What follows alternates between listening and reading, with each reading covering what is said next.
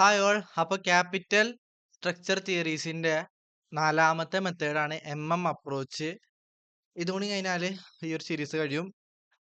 Approach simple ആണ്. നമ്മൾ മുന്നേ പഠിച്ചിട്ടുള്ള നെറ്റ് ഓപ്പറേറ്റിംഗ് ഇൻകം അപ്രോച്ചിന്റെ ഒരു സിമിലർ ആയിട്ട് ഒരു സംഭവം ഇതിൽ വരുന്നുണ്ട്. പിന്നെ അതുപോലെ അതിന്റെ തന്നെ ഒരു സംഭവം വരുന്നുണ്ട്. അപ്രോച്ചിലുണ്ടല്ലോടാ, 2 സിനാരിയോനെ കുറിച്ചിട്ടാണ് പറയണത്. ആ അപ്രോച്ച് റെലവൻസ് തിയറിയിലാണോ ഇറലവൻസ് തിയറിയിലാണോ വരാ? രണ്ടിലും വരും. അത് ഏതൊക്കെയാണ് റെലവൻസിൽ വരാ, ഏതൊക്കെയാണ് ഇറലവൻസിൽ വരാന്ന് പറയാം. അപ്രോച്ചിൽ 2 ബൈഫർക്കേഷൻ ഉണ്ട്. എങ്ങനെ? When tax is not considered, അല്ലെങ്കിൽ ടാക്സ് ഇല്ലാത്തൊരു വേൾഡിലാവുമ്പോ അപ്രോച്ച് എങ്ങനെയാണ് ഇക്വേഷൻ വരുന്നത് എന്നുള്ളതും, when tax is considered. Tax ഉള്ള ഒരു വേൾഡ് ആണെന്നുണ്ടെങ്കിൽ ഒബ്വിയസ്ലി ഈ ടാക്സസ് ഇപ്പൊ ഉണ്ട്. ഇനിയിപ്പോ ടാക്സ് ഇല്ലാത്ത രാജ്യങ്ങൾ ഉണ്ടാവുമല്ലോ. അപ്പൊ വെൻ ടാക്സ് ഈസ് കൺസിഡേർഡ് ആണെങ്കിൽ വീണ്ടും അവിടെ കമ്പനികൾ 2 രീതിയിൽ ഡിവൈഡ് ചെയ്യും. അൺലിവേർഡ് ഫേമും, ഇതൊക്കെ എന്താന്ന് പറയാട്ടോ, ലിവേർഡ് ഫേമും. അപ്പൊ ഈ ഒരു ആസ്പെക്റ്റിലാണ് നമ്മുടെ അപ്രോച്ച് ഇക്വേഷൻസ് ഒക്കെ വരുന്നത്. അപ്പൊ when tax is not considered, tax ഇല്ല അപ്രോച്ചിൽ ടാക്സ് ഇല്ലാത്തൊരു സിനാരിയോയിലാണ് വാല്യൂ ഓഫ് ദ ഫേം കണ്ടുപിടിക്കാൻ പറയുന്നുണ്ടെങ്കിൽ exactly net operating income approach ആണ് ഇവിടെ വരാം. എന്ന് വെച്ചാൽ നെറ്റ് ഓപ്പറേറ്റിംഗ് അപ്രോച്ചിന്റെ എന്താണ് value of firm? Value is equal to EBIT/KO. ഓർമ്മയില്ലേ? ഇവിടെ എങ്ങനെയായിരുന്നു ഗ്രാഫ് നെറ്റ് ഓപ്പറേറ്റിംഗ് അപ്രോച്ചിന്റെ? ഏതൊക്കെയായിരുന്നു കോൺസ്റ്റന്റ് ആവുന്നത്? KDയും കോൺസ്റ്റന്റ് ആണ്, അതുപോലെ തന്നെ KOയും കോൺസ്റ്റന്റ് ആണ്. ഓൺലി KE വിൽ ഇൻക്രീസ് അല്ലേ? അങ്ങനെയല്ലേ നെറ്റ് ഓപ്പറേറ്റിംഗ് അപ്രോച്ചിൽ പറഞ്ഞത്? KD കൂടുന്തോറും like degree of operating leverage അല്ലെങ്കിൽ ഡെപ്റ്റ് എന്ന ഓപ്പറേറ്റിംഗ് ലിവറേജ് എന്നതിന് അവിടെ കോസ്റ്റ് ഓഫ് ക്യാപിറ്റൽ മൊത്തത്തിൽ പറയണത്. KD ഇങ്ങനെ കൂടുന്തോറും ശരിക്കും KO കൂടുകയാണ് വേണ്ടത്. അല്ല സോറി, KO കുറയാണ് വേണ്ടത്. KO ലൈക്ക് ഡെറ്റിന്റെ വെയിറ്റ് കൂടുമ്പോ KO കുറയല്ലായിരുന്നോ ശരിക്കും വേണ്ടത്. പക്ഷെ KD അല്ലെങ്കിൽ ഡെറ്റ് കൂടുമ്പോ അല്ലെങ്കിൽ KDയുടെ എഫക്റ്റ് കൂടുമ്പോ KO കുറയണായിരുന്നല്ലോ. ആ കുറയണ എഫക്റ്റ് ഓഫ്സെറ്റ് ചെയ്യുന്ന രീതിയിലാണ് KE ഇൻക്രീസ് ആവുക. അതിന്റെ കാരണം നമ്മൾ ഓൾറെഡി പറഞ്ഞു. എന്താണ്? ഡെറ്റ് കൂടുമ്പോ ഇക്വിറ്റി ഹോൾഡേഴ്സിന് പേടിയാവും. ഡെറ്റിന് ഇൻട്രസ്റ്റ് ഫുൾ കൊടുത്തിട്ട് ഇക്വിറ്റി ഹോൾഡേഴ്സിന് ഒന്നും ഇല്ലാതിരിക്കോ? ഇൻട്രസ്റ്റ് കൊടുത്തു കഴിഞ്ഞിട്ടല്ലടാ ഇക്വിറ്റി ഹോൾഡേഴ്സിന് ബാക്കി എമൗണ്ട് കിട്ടുള്ളൂ. ഇൻട്രസ്റ്റ് EBITയിൽ ഇൻട്രസ്റ്റ് കഴിഞ്ഞിട്ടല്ലേ ബാക്കി വരുന്നതല്ലേ ഷെയർ ഹോൾഡേഴ്സിന് കിട്ടത്തുള്ളൂ. അപ്പൊ ഷെയർ ഹോൾഡർ എക്സ്പെക്ടേഷൻ കൂടും. അതാണ് ഈ ഇൻക്രീസ് വരുന്നത്. അപ്പൊ ടാക്സ് ഇല്ലാത്ത സിനാരിയോയിൽ നത്തിങ് ബട്ട് നെറ്റ് ഓപ്പറേറ്റിംഗ് ഇൻകത്തിന്റെ സെയിം ഇക്വേഷൻ തന്നെയാണ്.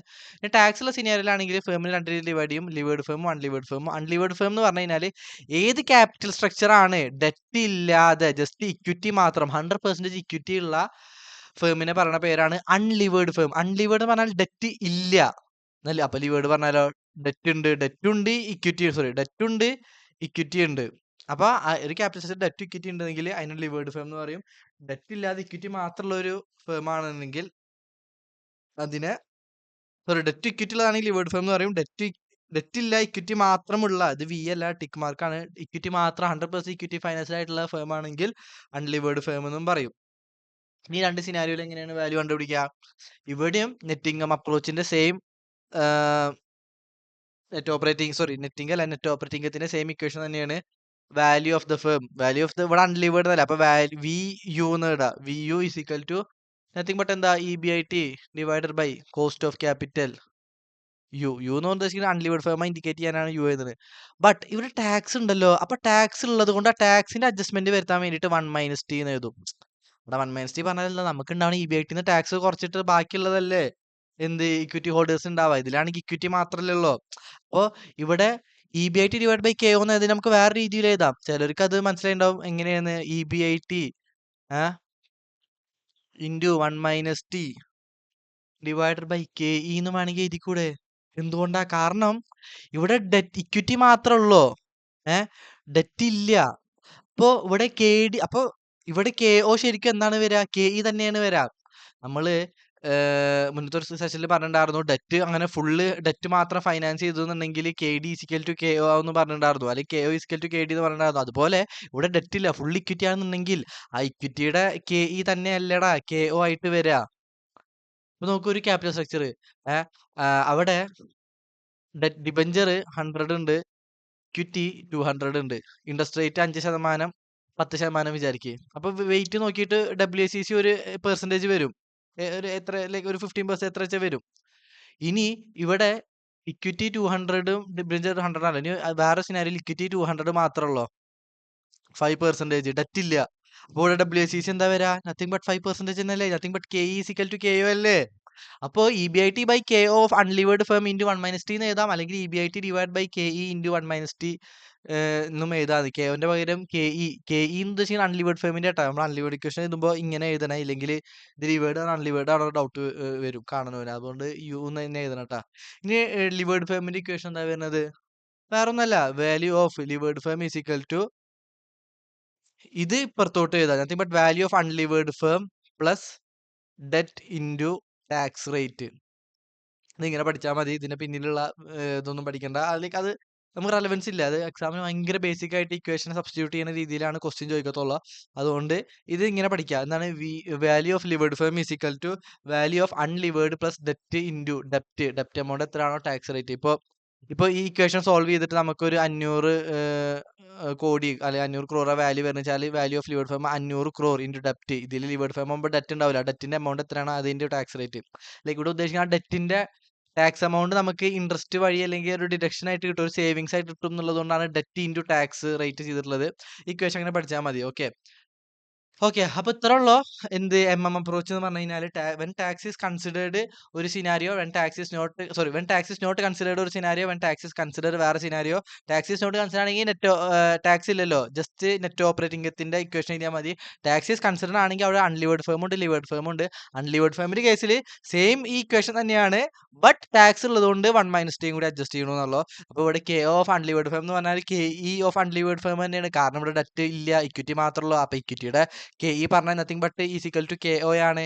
ഇനി ലിവേർഡ് ഫേം ആകുമ്പോൾ നമ്മുടെ ഡെറ്റ് ഉണ്ട്, ഇക്വിറ്റി ഉണ്ട്. അപ്പോൾ വാല്യൂ ഓഫ് ലിവേർഡ് ഫേം എന്ന് പറഞ്ഞാൽ അപ്രോച്ചിൽ പറഞ്ഞ equation value of unlevered firm, നമുക്ക് ഇവിടെ ഈ ഉത്തരം കിട്ടിയിട്ടുണ്ടാവില്ല, അത് ഇവിടെ കൊടുക്കുക. ഈ എമൗണ്ട് ഇത് ഇവിടെ കൊടുക്കുക, plus debt into tax rate. Okay, മനസ്സിലായില്ലേ?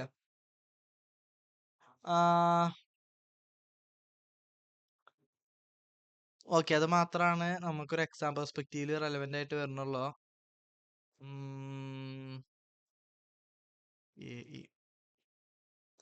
പിന്നെ ഒരു ഇക്വേഷൻ ഉണ്ട്, പക്ഷെ ഞാൻ ഇതൊന്നും ക്വസ്റ്റ്യൻ ഒന്നും എവിടെയും കണ്ടിട്ടില്ല. ലൈക്ക് ഇതിന്റെ ഒറ്റ മിനിറ്റ്.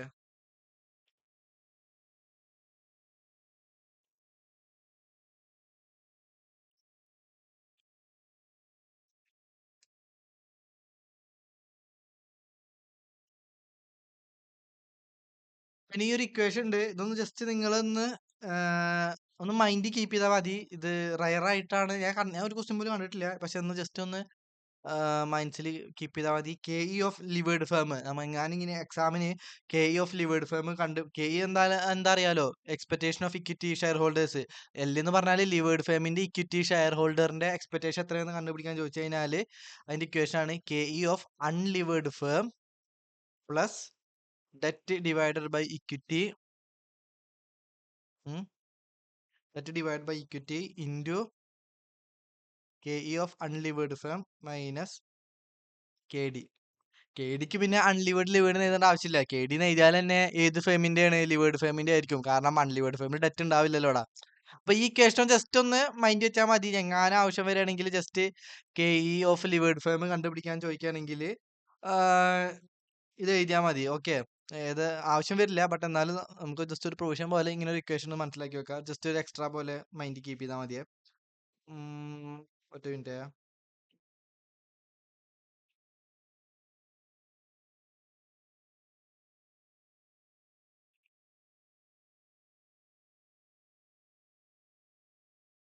ഓക്കെ, ഇത് നമുക്ക് വേറൊരു രീതിയിൽ എഴുതാം. എങ്ങനെയാന്ന് വെച്ച് കഴിഞ്ഞാല്